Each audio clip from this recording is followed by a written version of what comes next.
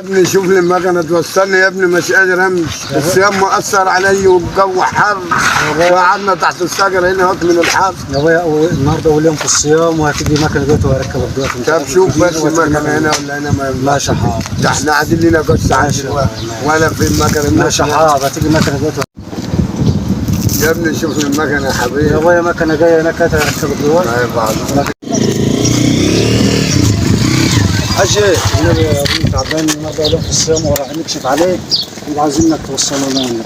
طب انا اخده معايا كيف ما انا معايا ابني اهو. يا ابني الله يصلح حالك يا حبيبي، خدني معاك. خلاص يا ابويا اقول لك بقى، هو راجل كبير راجل بطلع وصله وانا اروح انا ماشي. طب روح يا طاوله يا جدعان، بس ادعوا لنا والنبي. الله يسهل لك.